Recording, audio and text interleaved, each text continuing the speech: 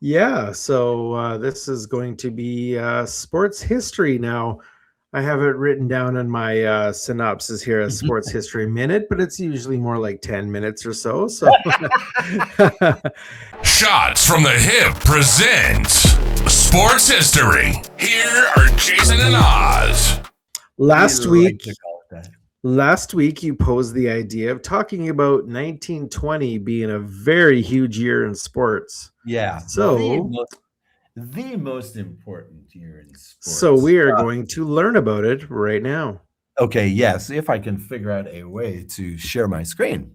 Oh, Let's see. Okay, because I do have some minimal graphics to go along with this as well. Hmm. Hmm. It is not behaving. Okay, yeah. So so once you open the file, there we go. Let's you should do be able to this. just share the window it's in. Yeah, I have opened the file. Very strange. Can I share PowerPoint? Is it on the same browser? It It's has to not be in on a this. browser. It's not in a browser. Oh, okay. So I have to. Oh, right. I can't just No, share it screen. no, it does. No, it doesn't. If you hit share and then you hit screen, Oh, okay. Let's try that. hit share and then Okay, screen. It'll there we go. it'll give you the option to pick a Chrome tab, a window. Okay. You would just pick the window it's in. There we go. All right. I am set. There you go. All right. Uh-huh. So Okay. let's talk about 1920. All right. 1920, a very strange year. It only had 10 months. No, I'm joking. That's just a bad. That's just a graphic that's made to look nice. Okay, so 1920. Most definitely the most important year in world sports. Okay, now some of this is going to seem a little bit North American centric, but there's a reason for that. In a greater context, of course, 1920, the world, Europe, let's say, especially, is just coming out of World War One, right? And so a lot of the focus in international sport is on the areas in which World War One didn't happen. For example, England, USA, Canada. Okay. Yes, we lost a lot of boys in those wars, but you know, the infrastructure is still there. Let's say after World War One. Okay, so 1920. Let's talk what happened that year. All right, so the year started off as per usual for a long time with the Rose Bowl on January 1st. Not much to say about this game. Of course, in those days, in the early days of the Rose Bowl, this was always East versus West in some respect. So I was one of the Eastern powers coming out west to Pasadena to play in, the big football game. Now, this is 1920, this picture. And look at how many people are there. I mean, this is a Yeah. huge event. They drew something like 60,000, I think, for this game. This is huge. Final score, Harvard 7, Oregon 6. Harvard was basically named the national champions that year. No national championship that year. Very often the Rose Bowl was felt to be the national championship game. They always tried to draw the top team from the East, at least in the 1920s. So business as usual, but, very big game, very exciting game. 1920 is also when the Rose Bowl football game began to become the centerpiece of the Rose Bowl festivities in that area. So this is when the game really took off after being run for a few years. Also, in February, okay, so the following month, this was the debut of the so-called Negro National League. February, you got to like that, huh? Because a lot of the teams played in the South, so you could actually start earlier. Now, of Right. course, Negro League ball had existed. Negro League professional clubs had existed for quite a while before this, ever since Cap Anson famously refused to play a game or threatened to refuse to play a game against Fleetwood Walker back in the 1880s. Ever since then, baseball had been segregated, but black baseball had not been organized until 1920. You basically just had a bunch of clubs going around playing each other, no organization, constantly jumping clubs or whatever. The Negro National League was the first attempt to organize these ball clubs.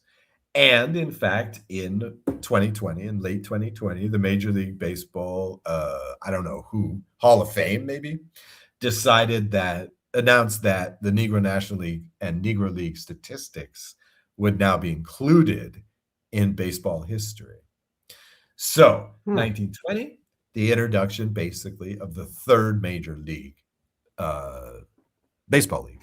The eventual champion that first year was the Chicago American Giants. Oh. Great name for the team. Also, in the spring, Major League Baseball opens. Now, 1920. Okay, so this is key for two reasons. One, this is the year after the famous Black Sox scandal, right? This is the year after the Reds, quote unquote, upset the mighty Chicago White Sox in the World Series. Okay, first thing we must know. All right. Second thing we must know is on December 26th, as a Merry Christmas to Boston wish, the Boston Red Sox owner, Harry Frazee, sold Babe Ruth to the New York Yankees. So 1920 is Babe Ruth's first season as the Yankees. We still don't know how this is going to turn out. We'll come back to that, obviously. Okay, in June, hey, here's one for our Canadian friends. In June, pro football returns to Canada. For 4 years, they hadn't played professional football in Canada because of the war. And so, all right, all the leagues come back to full strength in 1920. The ultimate champion is the University of Toronto Varsity Blues. Wow. Who else but the Toronto Argonauts for the 1920 Grey Cup, 16-3 in the finals. Yeah, those were in the days where you basically had a bunch of provincial leagues in Canada, and it was a mix. It was a mix of pros, semi-pros, and amateur teams. And in this year, the University of Toronto won the Grey Cup. And here's the team. Here's the cup. Yay! Grey Cup. All right. So, moving on. This will be significant in just a moment. The Olympics came back. Okay. After not playing in 1916 because of World War I, the Olympics came back. Belgium, Antwerp in Belgium, was the home nation. Now, this had been decided long before the war even broke out. And so apparently the city had, a few months to clean up, build infrastructure for these games. Okay, now, something like 39 countries appeared at these games. Despite the fact that Germany, Austria, Hungary, poor Hungary, Bulgaria, and the Ottoman Empire all were banned from having teams because they lost the war. Hey, Russia could not compete because they just had that crazy Russian Revolution over there, and they were still trying to figure out their government infrastructure. So, quite the interesting games. In this game, this was actually the first Olympics in which they had winter sports, just pretty wild.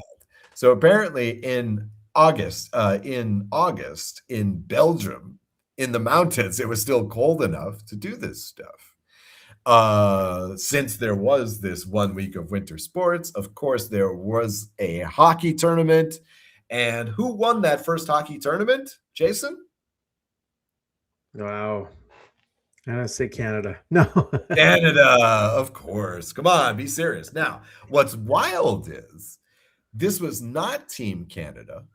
This was a team called the Winnipeg Falcons, Oh who had wow. won the Allen Cup. I guess you Okay. know yeah, right. They had won it in 1920. So rather than Canada organizing a team, they just sent this team to the Olympics, which I think would be pretty interesting. Right. So so here's Oklahoma City Thunder wins the NBA title. So now they get to go to the Olympics It's not a bad as idea. devious. Well, yeah, except that our best player is Canadian in that case, right? So that's why. That's why you can't do that anymore. But yeah, so the Winnipeg Falcons essentially won the first hockey gold medal at the Olympics, also in 1920. Also in 1920, women had been playing in the Olympics since 1900, but in a very limited capacity. Well, in 1920, this was the first Olympics in which the women competed in swimming and diving. Okay. Now, in this first year, the U.S. women's swimming team won how many? 7 gold medals. That's in 7 competitions. Okay, Wow. so there you go. Good year for USA swimming. First year women could do that in the Olympics. Also, just as a asterisk here, just of note, Nado Nadi of Italy won 5 medals in fencing. I didn't even know there was this many fencing competitions. Wow. But yeah, so quite a mark there. No fencer has ever come close to that. I don't know how you could. Um, Most recently. And of course, for the Americans especially, in Hey. October, the NFL is founded as in those days, the American Pro Football Association. Our man Jim Thorpe, who we talked about last week, of course, became the first ever commissioner / tailback ever to play in professional football with the Canton Bulldogs. The first official game between 2 NFL teams was held on October the 3rd with great team names here. The Dayton Triangles defeated the Columbus Panhandles 14-0. The league was ultimately won by, very good name here, the Akron Professionals, Oh. or Akron Pros for short.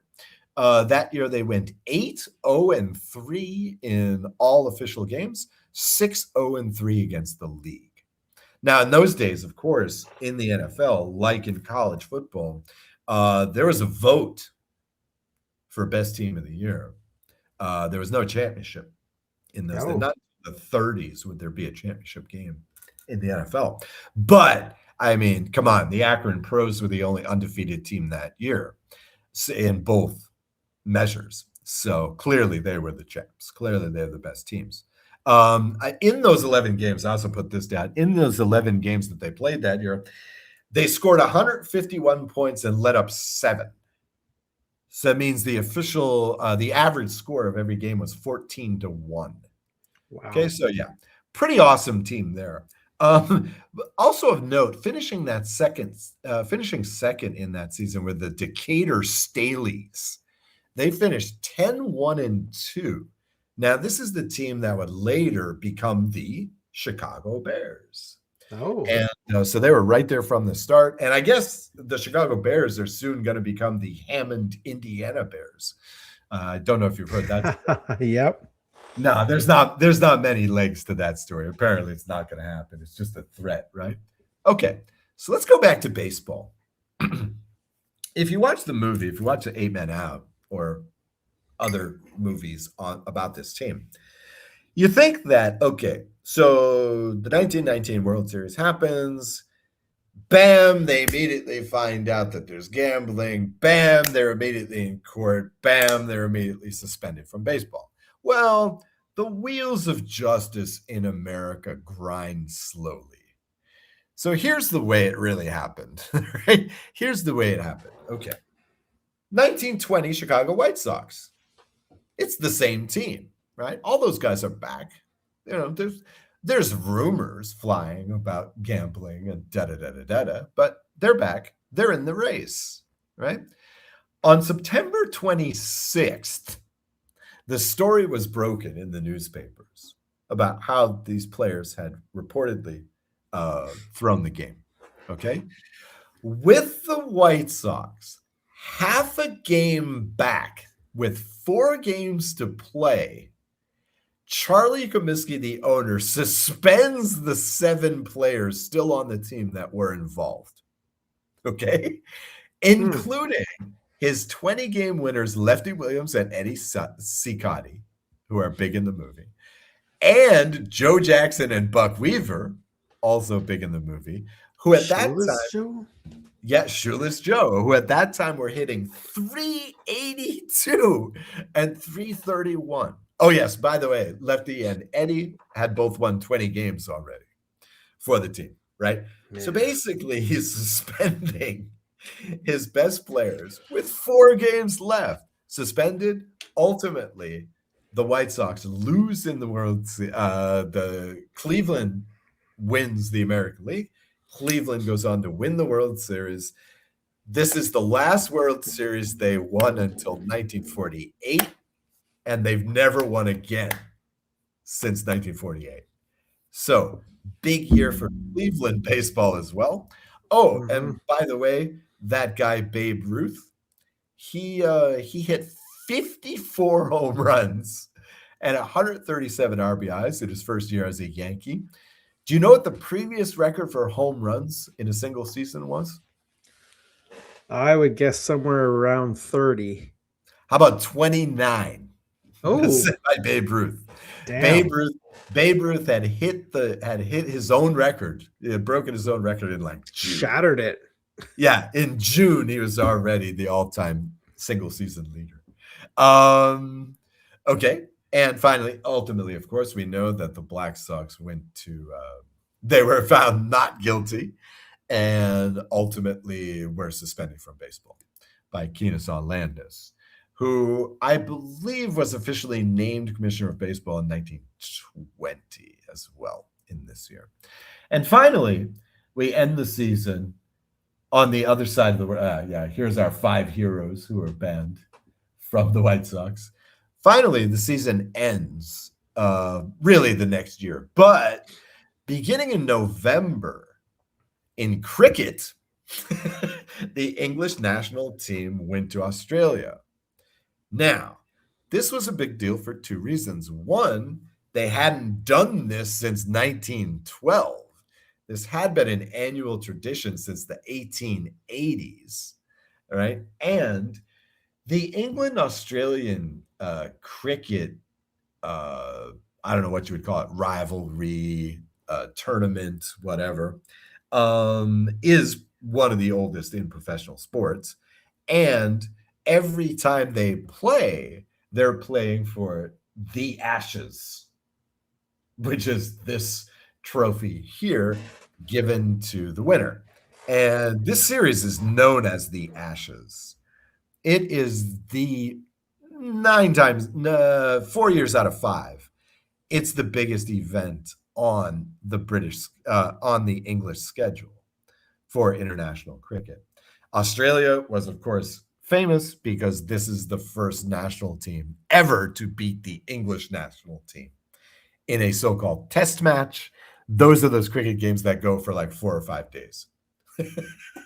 So, wow. This was a big deal. 1920 represents the birth of a lot of new leagues, but it's also the return to normality and really the beginning of modern sport, what we think of as modern sport, especially in America, in Canada.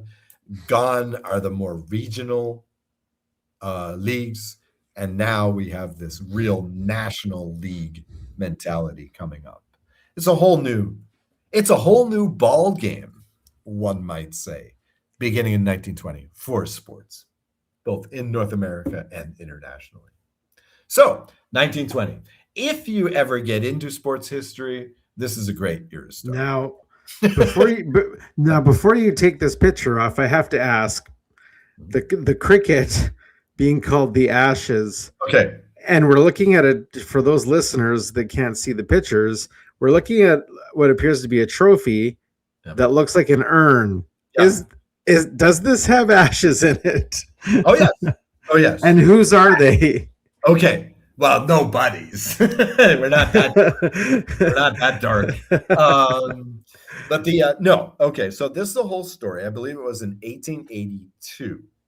The British lost in England to Team Australia, and the sports writers of that time flipped out.